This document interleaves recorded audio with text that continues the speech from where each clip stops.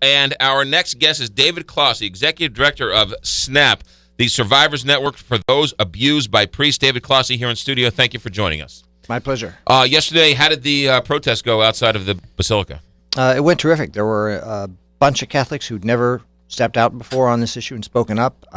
It's sad that we had to be there in the first place, of course. Yeah. But Are you a practicing Catholic now? I'm not. You're not. You left the church. Right. Okay.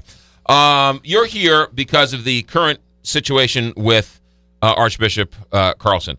He gave out a statement yesterday in which he said that the media has taken his comments completely out of context. You and your organization responded, and that's why I asked you on the show, because there are some interesting things that you responded to him. And one of the things you said was that he wants everyone to listen and read the deposition, and so do you. Absolutely. Because in this deposition, you say that he, Archbishop Carlson, ignores a fellow bishop's sworn testimony that Carlson urged him to pretend memory loss if he was deposed. What are you talking about? Well, during this deposition that was released, and it's posted online, right? Bishop of Winona, Minnesota, was deposed, and he said that Carlson told him, the best thing you can do in a deposition is to simply claim that you don't remember. And that's a sworn statement by one of his brother bishops. Now, why would he make something like that up? You wonder why that hasn't gotten as much attention as some of these other things. Absolutely. And we wonder, too, why there's not more attention on the fact that Carlson admitted that in 24 years as a Catholic official in Minnesota, 24 years, he not once called the police. Not once. Not about a known or suspected child sex abuse case. And this Father Adamson case, out of which all of this arises, Father Adamson repeatedly admitted molesting kids, and Archbishop Carlson never called the cops. He never called the cops, but did he do anything else? Did he urge him to go to the police himself? Did he tell the parents? Did he do anything to protect the other children? The written record shows that he recommended that the bishop send this predator priest, this admitted predator, to treatment. Period. That's all. That's all. And then while Carlson was still in Minnesota, he saw that this guy was, in fact, put back into parish and transferred time and time again. And we're talking about a guy who is Minnesota's most prolific predator priest. You also say in your response to his response that there is a $20,000 check. What's that story all about? Well, there's a case here pending against Father Joseph Jang, who's a close friend of Carlson's. Father Jang has been arrested twice in the last 2 years for molesting two different kids who don't know each other. Okay. And in the first case, the parents of the girl confronted the priest. They said, "We think you're abusing our daughter." The priest admitted it. And the next morning, the parents came out and they found a $20,000 check on their car windshield from the priest. And several hours later, personal check from the priest. And several hours later, Archbishop Carlson called the mother and consoled her and said, "Father Jang admitted to me what he did. I'm really sorry. I'll provide therapy. Can I send somebody by to pick up that $20,000 check?" Now that shows that Archbishop Carlson is in fact willing to take action in child sex abuse cases, but he's taking the wrong action, right? He didn't say take that check right away to the police and prosecutors. That's evidence. And this isn't just like, he said, she said. It's not the mom's word versus Carlson's word.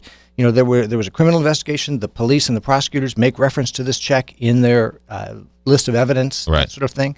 How long ago was this? This was 2 years ago. 2 years ago? Yeah. You're telling me that Robert Carlson asked for this check back? Absolutely. Did he get it back? No, he didn't, because thankfully those brave and smart parents turned it over immediately to law enforcement. Right.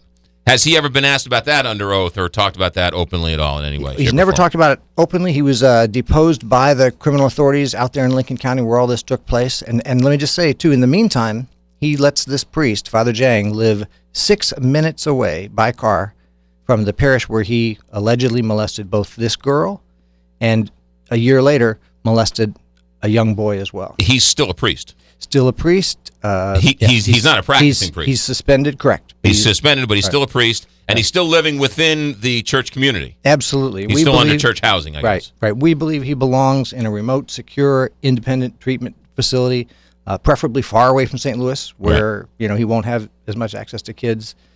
So the real problem, McGraw, is that the behavior that these documents and the depositions in Minnesota show is still going on right now in St. Louis under Archbishop Carlson. Let's get to the what has to be considered one of the most unbelievable comments that anybody made under oath, and that is he said that he didn't know at the time that an adult having sex with a child was a crime.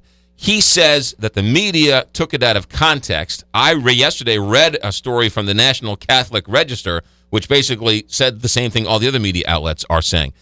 What's your response to his response saying that was taken out of context? I think it's just a desperate and laughable claim. He was asked that question 4 different times.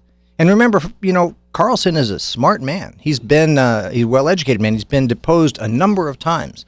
And during a deposition, you can always take a break. Your lawyer can always jump in and say, wait a minute, I don't think my client understood that question. Could you ask that question again? And at the end of a deposition, when you're deposed, your lawyer gets to say, McGraw, let's go back to something you talked about 20 minutes ago. Let me ask you this question. So he had ample opportunity to clarify if it was taken out of context or if he didn't understand. And you notice that the first response by the Archdiocese, first of all, it comes, of course, from the public relations person. Archbishop Carlson never talks about this directly in public. Right. And secondly, the first response said nothing about anything being taken out of context. And 24 hours later, when the firestorm was still erupting and coverage was happening from coast to coast, and liberal and conservative Catholics were deploring his comments, then they come up with this claim, gee, it was taken out of context.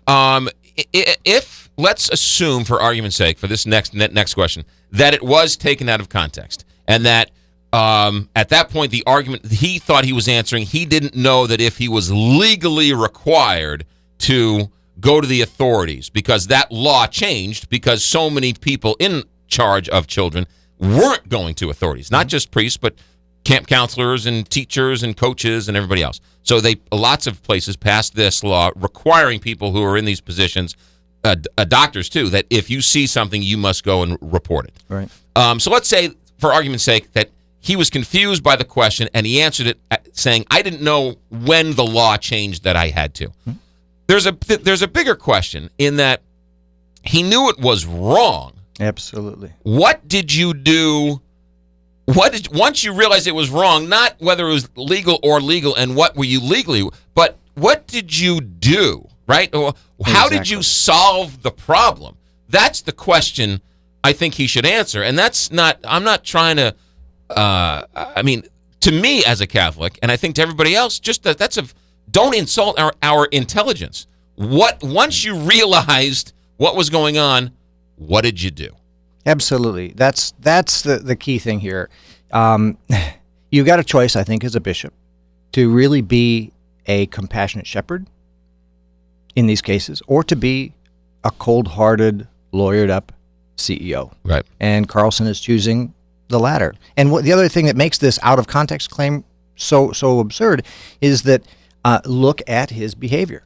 If he did consistently call the police in every single clergy sex abuse case that he's faced, then no one would care if he was maybe misquoted or maybe misunderstood a question. But it's when both your words and your deeds show a level of recklessness and a level of selfishness and a level of callousness, when those both jive and point in the same irresponsible direction, that's when people justifiably get upset. Yesterday, I made a analogy to Joe Paterno, the coach of Penn State, who was vilified, had to resign, and he kept saying he didn't know.